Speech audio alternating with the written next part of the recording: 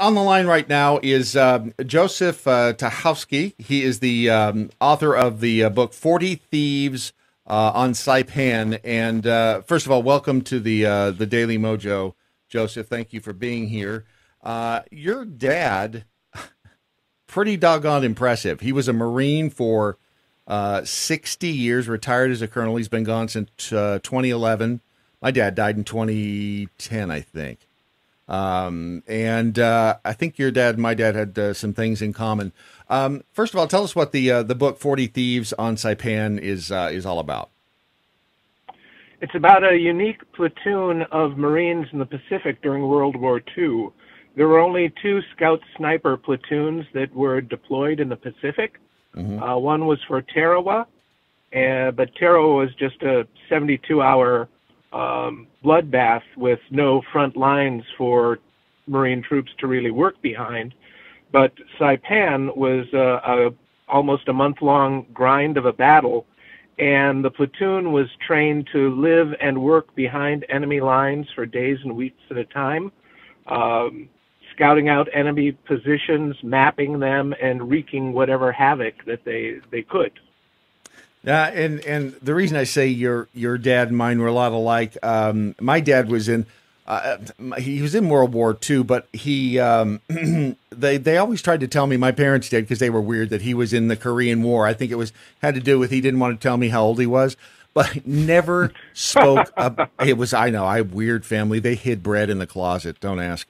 But the same. My dad, much like yours, never spoke about the war while he was alive. And your dad was the same way, right? Correct. All of these fellows that I interviewed didn't speak to their families about the war, but for some reason they opened up to me, and I think it was because I was the son of their commanding officer.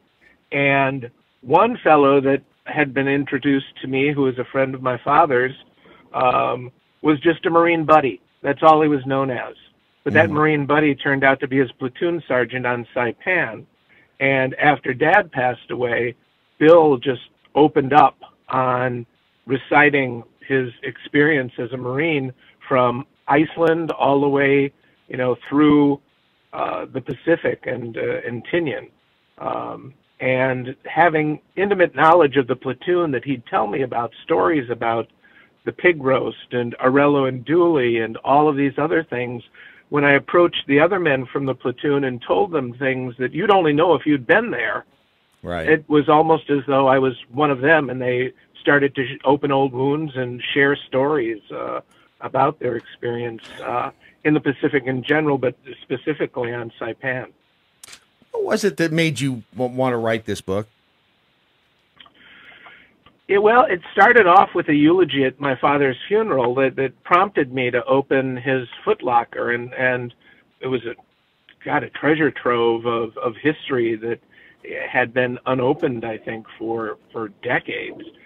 There were all of his platoon rosters from Guadalcanal, Tarawa, and Saipan, and the story that was told at his funeral dealt with an experience on Saipan. So I immediately took that roster and started looking at the names on it. And that's how I learned that William F. Knuppel Jr., Sergeant, was his platoon sergeant on Saipan.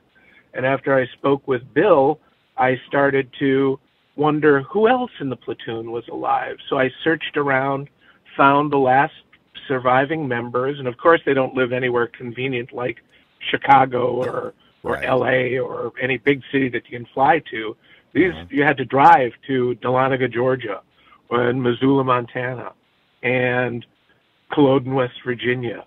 And it was just something that I found so interesting. These old guys really appreciated opening up, because I think you spend your whole life trying to forget, but then you get to be an 80-year-old man, and you don't want to be known as or thought of as just another old guy with a walker, trying to muddle through the swan song of your life. Right. And they talked to me about how they were warriors in the Pacific, going toe-to-toe with the formidable Imperial Japanese Army. And I think it was a few years into it, I visited Bill Knuppel perhaps about a month before he passed away, and I probably knew, his time was up. And he gave me everything he had. He gave me his old box of memorabilia, and he said, "This would make a damn good story." That's when it hit me. You're saying it's the Battle of the Saipan is like the Pacific D-Day. That most people, when they think of World War II, they think of Normandy, they think of everything happening in Europe. But this was a huge battle, and was it 71,000 allies engaged, 3,000 died, 10,000 were wounded in the Battle of Saipan, and it's correct. Why is it? And I've heard of Saipan, being quite candid. I've never really thought about the battle that occurred there. Why is this not had as much attention? I really don't know, because it was the linchpin for speeding up the war in the Pacific. It was a very bold move at the time, because it was 1,000 miles beyond any other Allied installation. So the Japanese really didn't see it coming. They were out in the middle of nowhere. There was going to be no help around them besides the fleet that was assembled around to ring the island and protect them from any Japanese invasion from installations near them, such as Guam. Right. And what was the key assets for attaining these islands were the two airfields there.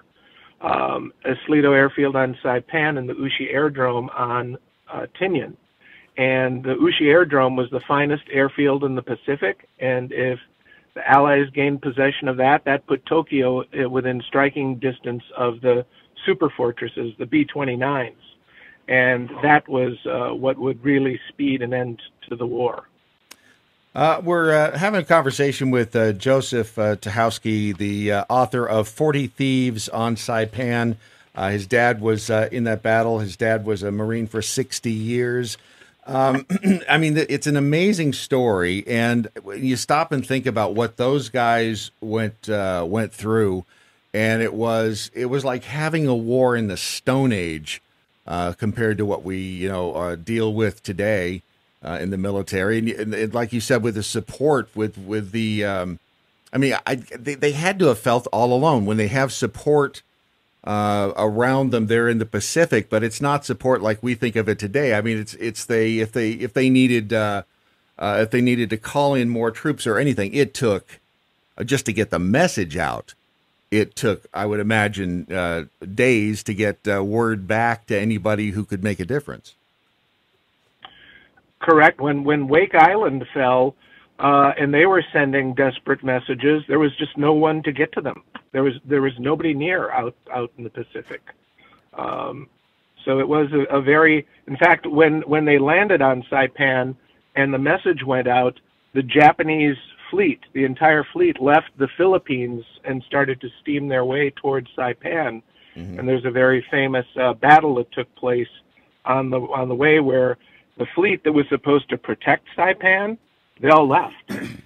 And there were still, Japanese garrisons around in the nearby islands of Yap and Guam. Mm-hmm. So they were really on their own at that point. All of their supplies had to be readily dumped on the shores. And then the fleet went to engage them out in the Pacific. And it was an air carrier battle that took place that was so lopsided in the Allies' favor that's referred to as the Marianas Turkey Shoot. Wow. Did you have a question? Hi, Joseph. Hey, this is David. I'm a Navy retired, so this kind of brings good morning. I don't have a question, just a comment. Brad asked why the book was written. I mean, it has a personal connection for you, but I think it's important for people to realize that that generation, what those people of that era sacrificed, what they had to do to get things done, and it's equally as impressive now as it was then. I don't think they thought it was any big deal based on my military service. Like, well, that's just what we did back then.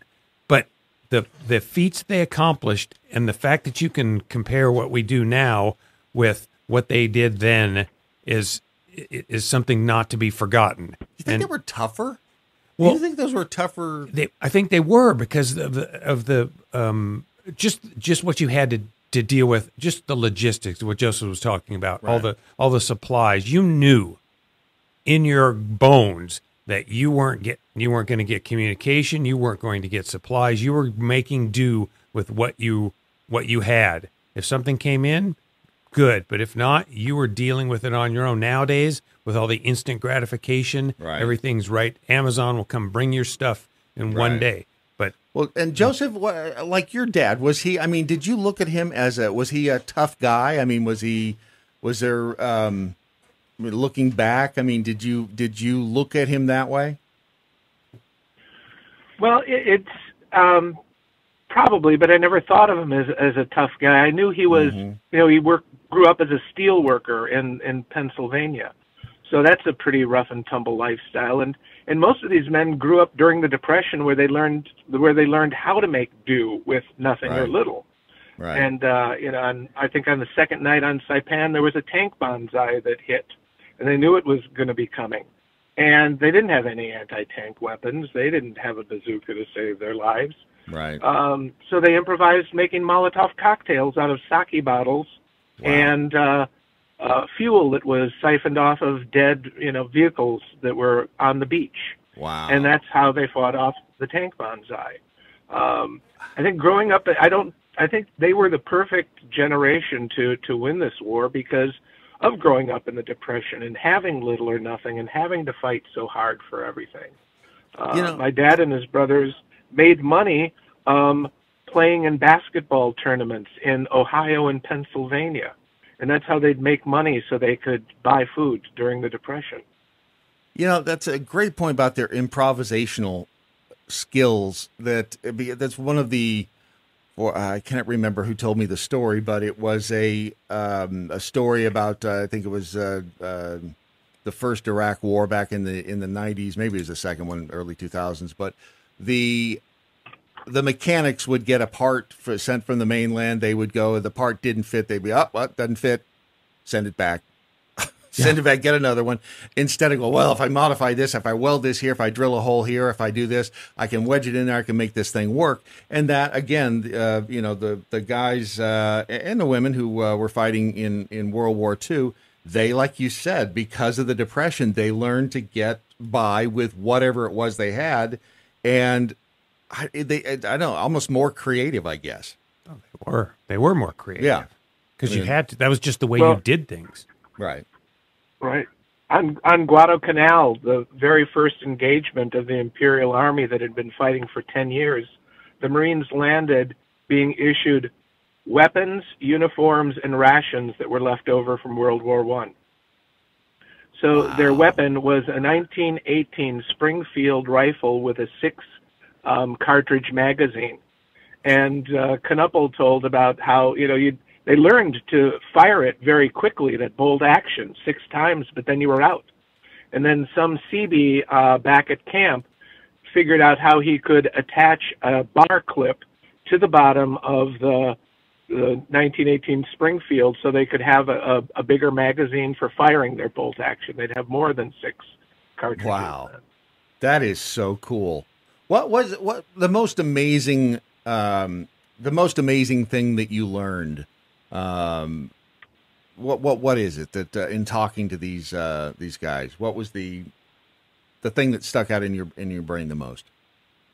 The double-edged sword of it all, and getting these guys to talk, would be the nightmares that would happen because of them remembering what went on, and how they were so willing to tell me their nightmares.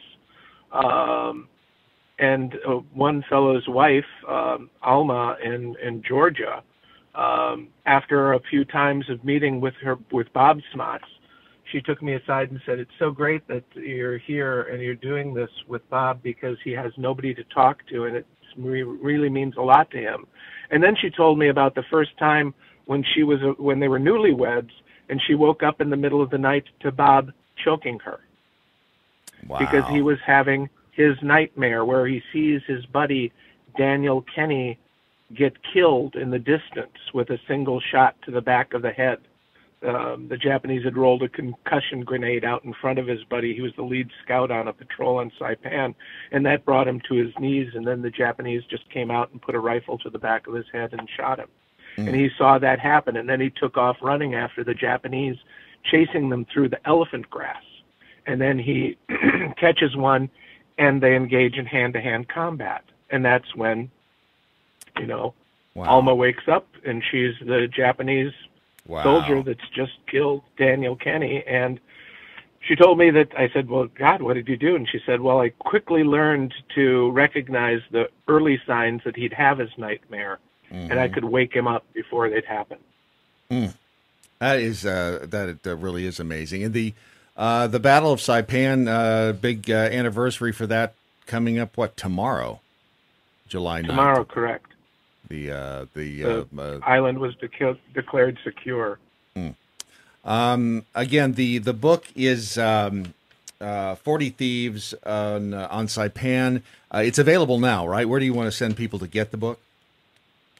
Well, I would say buy local first. Any local bookstore would be able to get it in for you. There are still hardcovers around, but the paperback is going to be released in mid-August, and that's going to be, well, everything. As we mentioned about Amazon before, they don't care how much they make on a book.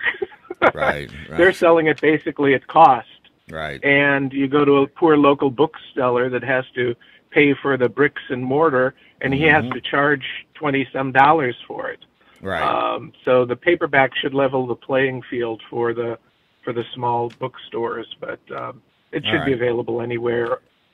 Let me ask you this, because we would often do a segment on this program. My dad's been got about the same length of time, and I would call it Digging Up Dad, and it would be, hey, Dad, you're back, you're alive again. Guess what? And just rattle off a list of things that are happening in the country and around the world, and how my dad would be probably speechless at most of it. What would your dad say if he was able to sit down and watch, I don't know, 30 minutes of headlines today? Oh, I'm just glad he's not alive today. Right.